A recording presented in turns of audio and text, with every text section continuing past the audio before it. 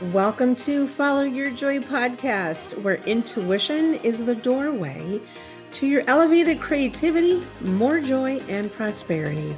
I'm your host, Marla Diane, and I've been living an intuitive life for decades as a creative.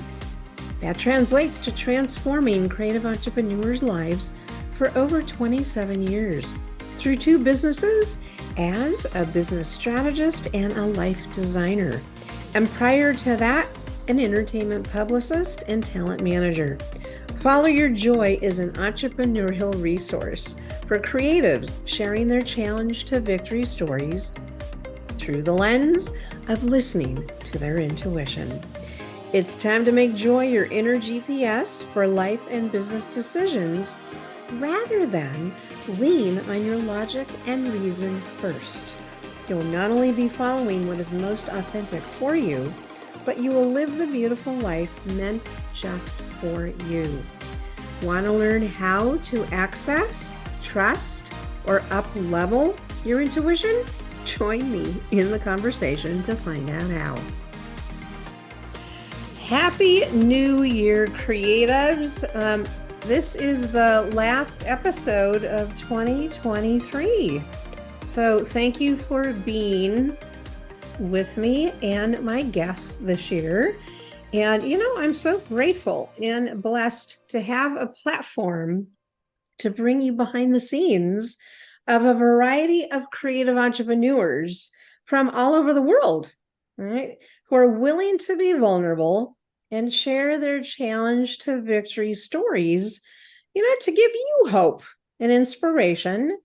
And me too. Mm-hmm. And the realities of being the passionate entrepreneur who is resilient and driven and a visionary, relying on their intuition and following their joy, right? That creates a life that best expresses who they are, rather than follow an outside opinion that's got good intentions.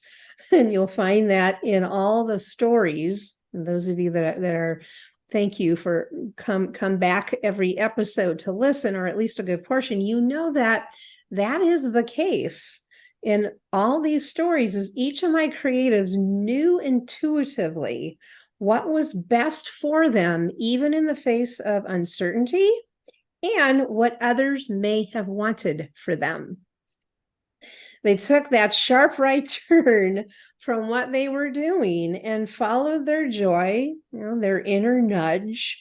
And it was a message that redirected them on another path, unprescribed usually, and much more in alignment with who they were meant to be. And with that, my guest today, to finish off 2023, is a beautiful example of this scenario. So Carlene Thyssen is an author and a singer-songwriter who expresses her artistry through guitar and piano. But you know what? Her career didn't follow that path for a while, which you will hear, right? How she made her sharp right turn to follow her joy and intuition. And Carlene says that I love this because I know of this. I know I'm dating myself, but Carlene says the best 3 days of her life were spent at what? The world famous 1969 Woodstock Music Festival. All right. So today she's offering you actually an immersive experience of that story in her multimedia program. Hopefully she'll tell us how to find that. And she explains in her her song, actually, it's a song called Back There Again, reflecting this time, just this Woodstock hippie girl cut her hair and got a career and lost herself for 30 odd years, which is when she detoured from her creative roots. And she's going to tell you that story, So here's where it gets really good in that story about how she says that it was a series of God-given I call them intuitive events that led her back to her true self. Yeah, and she's got a really, really interesting, colorful story around that. So for Carlene, everything is about, which I love, leaving a legacy. How many hearts and lives have I touched? Right. So it's my pleasure to welcome you, Carlene, to follow your joy. Thank you. I'm happy to be here. Yeah. Well, Really interesting to talk to you. yeah. Happy to have you. You've lived some very, very remarkable experiences, which I'm excited to have my creatives here. All right, so let's start with just some background, and what I want you to do is just share some highlights best you can. You've got a lot to definitely share, but what are the highlights of your journey, kind of I should say, bringing us to the present day, your music career? So some of the highlights, yeah. Wow. Okay. I started as I believe I was 2 when I learned how to sing. I had a fabulous father. I have a painting of him playing his guitar behind me. Ah, And I still have that guitar. Uh, wow. but he was amazing. He could play anything with strings or keys. And he had a fabulous tenor voice, and he would entertain people with his songs, but he never charged money to do it. And I never thought about that until I got older, because he was an engineer, a merchant marine. So he was an engineer on ships, and then he would take off and open a restaurant, and he could build anything. He was just an amazing guy. And I was named after him. His name was Carl. So in any case, I did figure out later that the reason he didn't really, not to my knowledge, he never charged to perform, is that it was so much fun that he didn't think it was right. Like he didn't want to see it as a job because he loved it that much. Hmm. And so that was great. I had a younger sister, Kathleen. She was 18 months younger than me. And so when we were, 2, 3, 4, Daddy would have us singing together and taught harmonies when we were that little. Hmm. And we did little duets and stuff, and where he would go out to the taverns and play with his buddies, just having fun. My mother and the 3 of us, little kids, would go with him, and we'd stand on the stage and we would do our little sets at that age. It was amazing. Cute. Oh, Yeah, and boy. I just feel so lucky for that. Yeah. Boy, Uh, that definitely started early for you. yeah, yeah, I really feel grateful and very grateful for my mom who forced me to take piano lessons, which I really didn't want to do. But I am really happy that I can play both instruments. I'm not great at either one of them, but I can accompany my voice. I can write music. I can pull stuff off on stage, but I would never say I'm good. Um, but anyway, that's like the basic background. Mhm. And then, and if you want to interrupt me, by the way, please go ahead. No, Um, it's okay. You're doing great. Yeah, you're doing great. so anyway, when grammar school came and went, and I went to visit my cousin Patsy in Connecticut. I lived in North Jersey at the time with my parents, and Patsy played the guitar and sang. And my father had never tried to teach me guitar, which I look back at sometimes at that, the things he could do that he could have taught me, and he didn't. I think because I was a girl. He never, Interesting. I just bet if I were a boy, I would know how to take cars apart and build things, and you know Yeah. what I mean? But I shouldn't, I don't know that for sure. Huh. But I only know that when I came back from seeing Cousin Patsy and I could play a few chords on the guitar, that he got interested. Ah, Ah, okay. and so Okay. then he started teaching me and taught me how to play guitar by ear. I still can't read guitar music or play it. I mean, I play pretty much everything by ear, but piano, I can read notes if I have to, but I don't like to.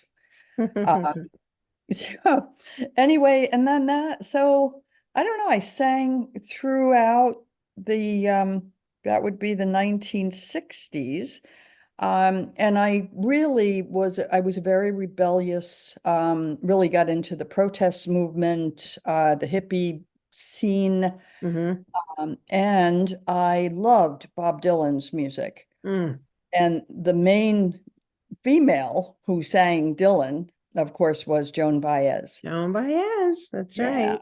Yep. So I got every album that she ever made and that Bob Dylan ever made and learned those songs. Uh-huh. And I would just play them out with friends, like we'd have, I don't know, a lawn party or keg party, we used to call them. And I'd end up singing and playing a lot, which people loved and I loved. Um, and, but then I was gonna be a doctor. That was always my plan. And you know what I loved about my mother? She was the best. When I was little, I remember saying to her, I want a pony. And normally, what I've heard a lot of other mothers and fathers say, you grow up and marry a rich man and he'll buy you a pony. Oh She didn't boy. say that. My mother said, you grow up and be a doctor and buy yourself a pony. Yay, mom. Because Yeah. it's true, Carlene, is that in the 60s, 70s, and yes, I was, alive then, is yeah, one of the challenges as I grew up as adult woman, even though my parents were really, they were really good about supporting me in my, aspirations, and they knew I was, assertive and driven, and I wanted to go to college and all that. And they were entrepreneurs, especially my father. There was always this, and I tell this when I coach around the money story, because that's one of my specialties, is I coach your relationship with money and how to make peace with that money story, and become much more savvy and true to really what money is for you. But one of the challenges I had that I needed to transform from my coach was that very story. It was never said verbally, because again, my parents were always very supportive. But there was this thing, it was kind of like it was a cultural thing besides the time. It was from my mom, and it was more about, yes, you can, have what you want, and have your business, but you also need a man to help you. Mm. It wasn't said, that was it kind of intimated, and it was the cultural thing. So it got through. It got through to me. So by the time I, was in my 20s in college, I had mixed messages. Well, which one is it? Can I do this on my own, or do I need someone to help me? Right. So I hear you. Got it. Got it. Yay, mom. Go be a doctor and get your pony. Yes, yes, she was fabulous. Yeah. And then when I got more and more, let's just say independent, age Mm-hmm. 17, 18, first of all, she insisted I learn how to type and take steno. That's how old I am, because I was a stenographer. Yeah. Because she said, you never know when you're going to need that backup. That is And she was that's right. true. Yeah. And so she insisted that I go to college. She saved up money on her own. My father had no respect for education at all. He got through ninth grade, and because of World War II, he was a lot older than my mother. So he could pursue his profession of being an engineer on a ship without going to 4 years of school Sure, or of even course. finishing Yep. high school. Mm-hmm. And then when I finished, it's so funny too, because she used to annoy the crap out of me, pardon me, but until the longer she's dead, the more I realize how cool she was. You Mm-hmm. know, like that's a shame, because there were so many things about her I did not appreciate when I was younger. Sure. but it really was wonderful for her. She sent me to the College of St. Elizabeth in Mhm. Convent Station, New Jersey, Mm. and I was in pre-med. I was going to be a doctor. My goal was to go work in New York City ghettos as a doctor to Yeah. just basically help people. I never thought about money. I Mm. didn't value money. And I don't know, I think my dad was a little bit like that too. Mhm. Like he wasn't worried about it. Mm. Um, and anyway, so Mm. after a year at St. Elizabeth's, which I did love, a friend of mine asked me to go to Woodstock, my friend Katie, and from high school. And I didn't really know, nobody knew what it was, Yeah. It's like some rock concert up in upstate New York. And so we went together. It was just the most amazing, wonderful time. Katie and I drove up together. We followed our friends Eddie and Joey, who also went to high school with, because they knew the back roads, because all the roads were closed. You couldn't get into Woodstock, Sure. Yeah. right? And so I ended up very quickly losing Joey and Eddie and Katie.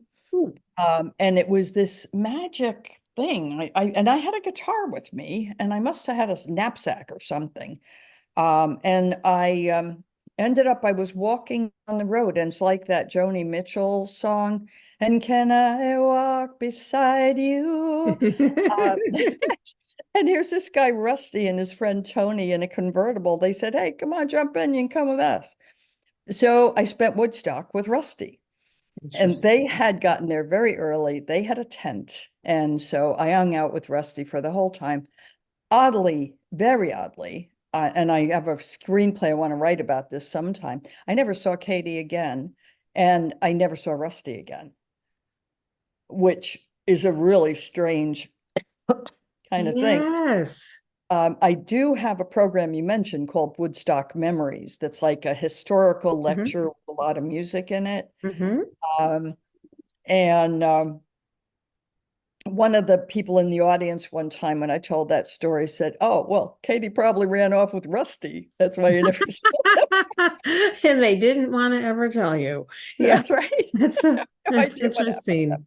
So, by But the way, the yeah, Woodstock memories. So, can people watch this? Is this available somewhere? What is it? it's a show, but it's not available yet. And the reason I'm glad you asked that question is I just did we were talking about legacy and what Mm. is left, right? Yeah. 2 weeks ago, I did a Judy, Joni, and Joan show, Hmm. which is Judy Collins, Joni Mitchell, and Joan Baez. And it's a lecture. It's exactly what I just described about Woodstock. It's a historical lecture with PowerPoint slides Gotcha. about those three women. And then I sing a sample of their songs I usually have a band with me, some people I Okay. usually play with. So that show is actually going to be, we're going to edit it a little bit and release it. And then I'd be able to say, yes, you can find it on my YouTube channel. Oh, fabulous. Okay, so you're going to videotape video, I should say videotape. Listen to me, we're talking about, long past Right. video. You're going to film the actual presentation so that it can be on your YouTube channel. Yes. So we Oh, can do good. the Okay. Woodstock memories just the same way we're approaching the Judy, Joni, and Joan show It's a right. great concept. It's so exciting. And Woodstock Memories, what's nice about it is it Mm. doesn't even have to be completely factual. Right. My cousin Kevin said, well, it really wasn't that beautiful. And he was there and he said, Mm. it was rainy and cold. And Mm. I said, Kevin, this is my show and these are my memories. And my memory, my Amen. Yeah. one of the best things that ever happened was Yeah. Rusty and I were asleep together on the side of the hill overlooking the stage and with mud running in, not a whole lot, but Right. into the sleeping bag. And I woke up to Joan Baez Mm. singing Joe Hill. It was like magic, right? So, Yeah, I mean, Woodstock is just iconic. yeah, Everything about it. And you're right. It doesn't matter what your experience was, it was for you. In other words, it's how Yeah. you experienced it. And it was a mess, but it was the hippie era, and there was drugs, sex, and rock and roll, Heck yeah. just all of it. Right. Yes. And it was safe. Yeah. Like I felt I didn't Peaceful. hang around with Rusty, I stayed with Rusty and Tony in their tent, but I didn't I wasn't I just would say, hey, well, I'm gonna go take off and walk down to the lake and I'll see you later. Yeah. And 500,000 people and had Mm. no fear, none whatsoever. Yeah. And the energy of that Mm. it's still there. I went back to the 50th anniversary that they had at the original site. Mm. Um, and it was, honestly, it's palpable. Like if you go there, you can feel it. Interesting. Yeah. And Mm.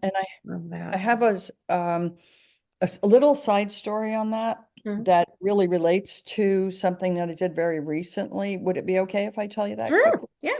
Hmm. Okay, so I went up on the 50th anniversary and my friend Eddie, I went with him and his wife, and he had a hippie van that he had redone in black light and, psychedelic, whatever. And because it was such a cool van, they let him park it like sort of up on a hill Mm. for this 50th anniversary. And half the people, not half the people, but a lot of people came by and took pictures with the van. And these two young women came up and they're like 25, tall, pretty girls with long brown hair. And I asked them why they were here. And they said, we want to change the world. We want Oh. to do important things. And we thought that if we came here to this place, we would feel that energy and it would inspire us. Ah, and how old are they? Like mid-20s. Oh, isn't that terrific? Yeah. Yeah, Yeah. it was and that was the 50th anniversary of Woodstock. How I don't know how old I was, but a whole lot older than 25 or Yeah, 26. sure. Oh But my I did gosh. very recently wrote a song for Mm. them that is called one of my other songs just flew into my head. Hang on a second. They get stuck sometimes. Carry It On. Carry It Mm, On. Joan mm. Baez had a song called Carry It On. This one is, I just say to these two girls, now it's up to you to carry it on. Nice. Beautiful song. I Love just that. finished recording it like 2 weeks ago. Oh my gosh. So I love It's it's fabulous. And so that's going to be released very shortly okay. too. Yeah. Oh, So that's how powerful Woodstock was and it's still is. it still is. I mean, like I said, it's iconic. So, okay, so talk to us. Let's see. Tell us what brings you the most joy, speaking of joy, in your career, in your business, and what you're doing. In what I'm doing now, I call it touching hearts. If I can move people with my music or my books, you see people like listen to a song and tears come into their eyes. Mm. I love that. I love that. And in terms of writing, my mother was a writer too. She was fabulous. Um, I I loved writing, and through a whole series of events, I ended up writing two books about a nearby agriculture town called Immokalee. And this is after my 30 odd years of working in business, and getting tired of it and quitting. Um, but in any case, so that, and there's a woman, excuse me, um, though a woman I know who has an autistic grandchild, for example. She told me this story. She said he would scream and kick whenever he had to go to his therapist. Mm. He'd be sitting in the back seat behind her, kicking the seat. And she said, all I do is pop in one of your CDs, and he calms down completely and goes through the whole, meeting and goes home and he's perfectly happy and calm. Oh, isn't that something? Love hearing that. And Oh, I hear it yeah. quite a lot. Like my voice somehow calms people and Sure. particularly children. Yeah. Well, we all know that, music, which I love, it's healing, right? Mm. It's very healing on a lot of levels, right? It inspires us. I mean, it pulls us out of pulls us out of our head, puts us right into our heart, puts us into our creativity, kind of our expansion, mode, our higher vibe mode. It literally, music takes us out of our logical, critical mind and brings us right to our heart, right to that creative space. And that's a high vibration, and that makes us happy. I just wrote down what you said. It Hmm. takes us out of our hearts and into our heads, That's yeah, into out of our our heart. heads and into our hearts. That's beautiful. Yeah, Yeah. absolutely. Sure. Okay, good. So what brings you the most joy is definitely knowing you're leaving a legacy, but you are, really kind of healing people through your music, right? And impacting their present moment emotions and kind of, the free spirit, if you will. Yes, yes. And Yeah. then the other half of what I do, which is writing books, Mm-hmm. um, I like to tell the stories of people whose stories have not been told. Mm-hmm. And so when I got involved in this nearby town called Immokalee, Mm-hmm. there's a couple of universe guided things. I don't know if we have time for you to hear them or not. Yeah, absolutely. Because I think it's part of your, intuitive story that we were going to talk It's a about. big, yeah, it's important. And Mhm. one of the, I live by two philosophies. One is watch for signs. I am always watching for signs of where I should go and what I should do, whether that's God-driven, universe, whatever it is, they're there. Um, and then the second thing is do what comes easy. Mm, love And that that. for me, singing was easy, writing was easy, right? So I ended up, I got very bored. I had turned into a consultant. My husband came in to my career and we moved to Florida because he wanted to be in Florida.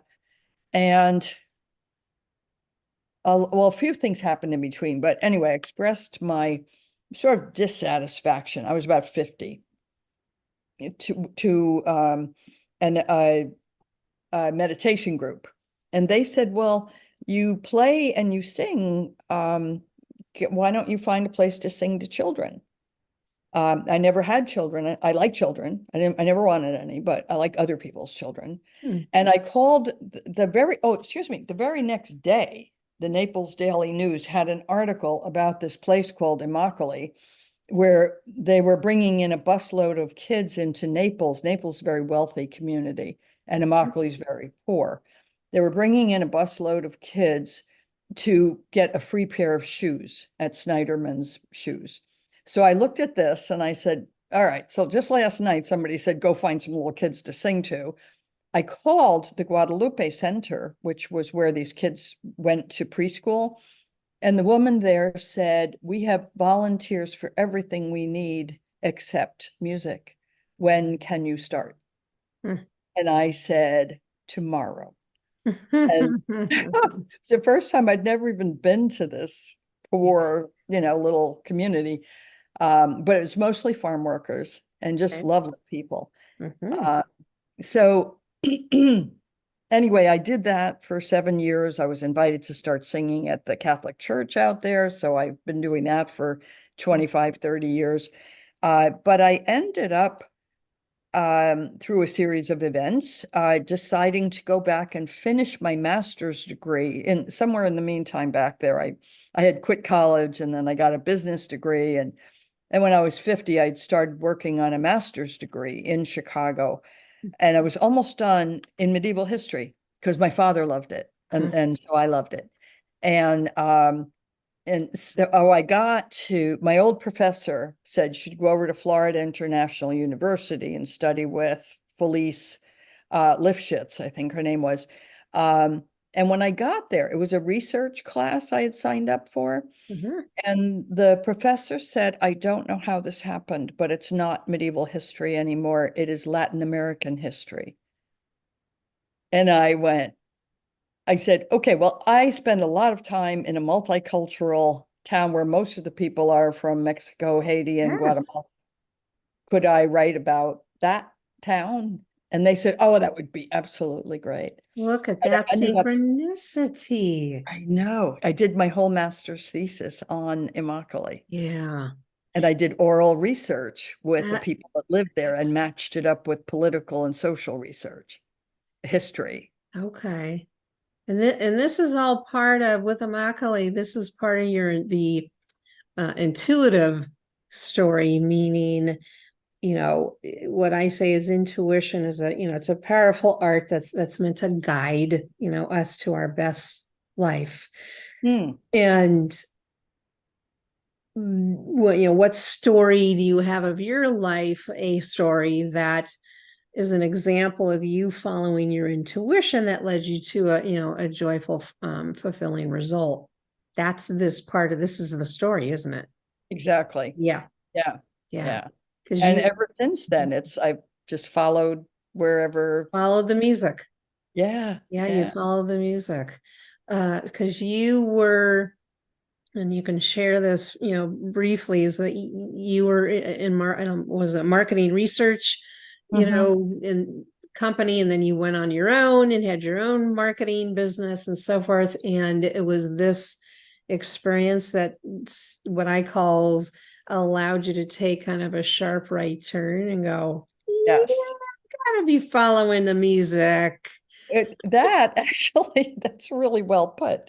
And yeah, I worked in supermarket technology. So I was hired on the day they chose the barcode they were going to put on Oh my groceries. goodness. As a secretary, by the way, because I could type and take Sure. steno, See, look how right? your mom, boy, Yeah, your right. mom, she really set you up She really did. well. And your Yeah. dad gave you the music, she gave you the, stability and the implementation to get such and such done. And look how you designed your life. Yeah. And the 30 years in between where Hmm. I was doing all that business stuff, I got sucked into that. You did. It was a detour.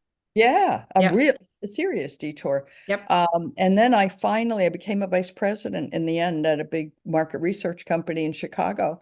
And I just thought, Carlene, what are you doing with Yeah. your life? Who are you helping? You know what I mean? And Yeah. that's not to say it's a bad thing to work in No, business, of course not. but it wasn't for me. What, So Carlene, what was the moment, what was the defining moment that was the wake up call for you that you went, what am I doing? I Why do it. am I not in music? Do you remember Yeah. what Let happened? let's just say I don't want to say anything. I had a Well, boss I didn't get along with. How about okay. I put that gently So a choice to leave the company and and go on my own? go on your own. And then while you were on your own, how long were you on your own? Pretty long, longer than I wanted because my husband was by that time in the business. And Okay. so probably 10, 15 10, years. 15 years. Okay. Yeah. All right. And were you We, doing your music at all when you had your own company? No. nope. So that's what I'm saying is what, and I'm sure the my listeners are going, what caused her to get back to music?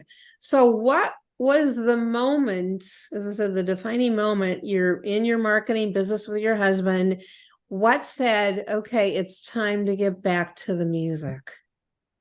It- it's an interesting question. It's a little uh, wiry of an answer. Hmm. Hmm. What I got back into was writing a book. It Okay. wasn't music. Okay. Although That's I was, singing in church and I had sung with the little children for about 8 years. okay. But it wasn't like a big thing until I wrote the first book about Immokalee, which was called Mm. Immokalee's Fields of Hope. A friend of mine wanted to make a documentary out of it, but she said, we need music. Oh, look at that. And I said, Oh, I can't write music. You I don't know. said you can't I write music? can't. I never wrote music before. My father never wrote music. We Okay. sang other people's music. So Okay. I honestly spent 3 months looking for the perfect song to go with this documentary. And one day I sat down at the piano and just started plunking around with the keys. And two songs came out. And it turned out I put them together and to this most, what I think is still the most beautiful song I ever wrote. It's called Take These Hands. Take these hands, and it's the immigrant farm workers saying, we're poor, but we'll work hard. Yeah. Take these hands. And then, oh, there's a lady with a lamp. Will she welcome us? We're poor, but we'll work hard. Will she welcome us? Oh, Take these hands. It goes like that. It's just a, beautiful. No. and then this is really exciting. I love this stuff. Then not long after, like 2 weeks after, I Mhm. literally picked up my guitar and channeled a song called Go Change the World. I Oh, take no credit for it, and it's a really popular song. Go Change the Go change, World go was change the channeled. world. Yeah, it was like I had What? it just came Sing a right bar through. from it? Go change the world, it's not too late. Mhm. Age doesn't matter, it's a brand new day. Oh. Time matters, start today. That's how Oh, it goes. yeah. Oh, that's so, I love that. Okay. Now we've connected the dots. Yes. Very, very good. Okay. Oh, I know there's lots more, but we're gonna do a couple more questions and kind of wrap this up. Yeah, I mean this you've got a beautifully rich story for sure. That Thank you. that It is feels like that to me. It it, just does. yeah, Yeah. really. It's a tapestry. I look at your life and your story as this beautiful tapestry with all these different shapes and colors and sizes and all that. So, okay. Based on then, so it's a very general question, but I think you'll be able to answer this pretty succinctly, and that is based on your experience, you know, what key advice can you give our creatives that are listening? Um, I first of all watch for signs, do what comes easy, right? Fabulous. I Yep. didn't decide to teach those kids how to play the cello because I can't do that. That wouldn't be easy. Playing the guitar and singing was easy. And people will often say, well, no, you're really supposed to have to work hard. Well, and you do. That's number three. You really have to work hard. And you have to kind of figure out where you're going to want to be. I think it's hard to even visualize sometimes, right? When you're just getting started or Yeah. you have a dream and you're not sure, you know, where to go with it or how to do it. Well, that's where And the intuition comes in. You don't go to your head, you go to your heart. right, right, right. Very well put. Yeah. And yeah, and the third piece of advice, fourth maybe, join groups who do what you do. Nice. I have several, the Global Songwriters Connection in Nashville, the Female Musician Academy, where we Zoom and we talk and we write together and we have challenges and then there are local groups too where we perform, different evenings and open mics. Just hook in with people who do what you do. I think that would be a really solid piece of advice. Very, very smart. Absolutely. Yeah. So I call it find your tribe. Yes, yes, Find exactly. find your tribe and hang out there because it's only going to help you flourish.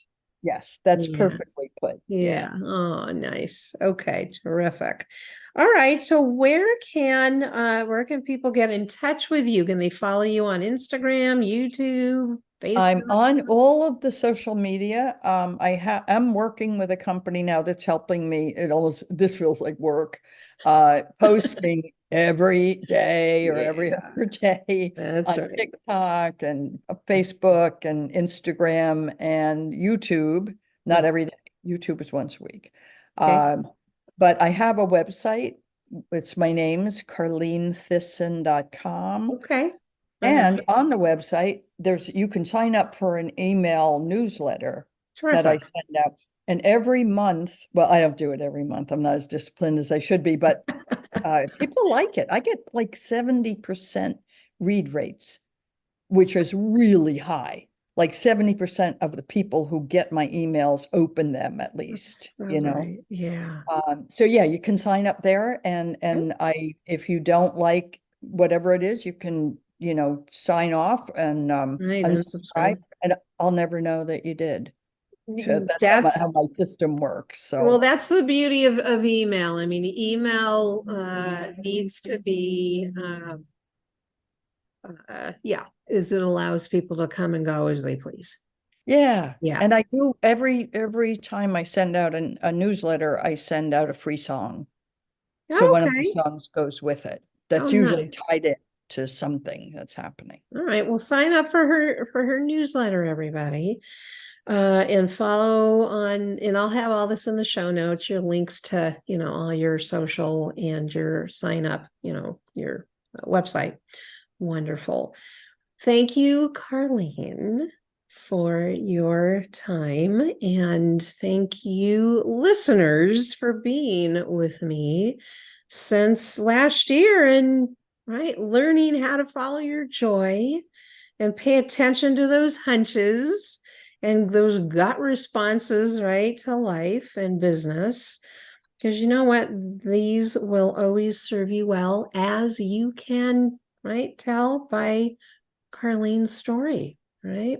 Even though she had a 30-year detour, right? She's still honored, right? You still honored it. And everybody, it's my belief that, your sixth sense, which is your intuition, is really your first sense, right? If I had Oh, it my way, we would have our intuition, our sixth sense, as the first sense, because it will direct you to your best lived life. Only that intuition knows. It knows how to direct you in whispers, in hints, in little nudges. Go that way, not that way. Be careful of that, but go here, green light there. When you really lean on that instead of your logic, instead of your reason, instead of that crazy ego mind, critical mind, right? Although it's there for a good reason, it's there to then help you implement what you've been guided by your intuition. yes. That was really beautifully put, actually. Yeah. Right? It's a must to have both, but lean on your intuition first, and then let that beautiful mind of yours do what it needs to do to make it happen. Right? All right.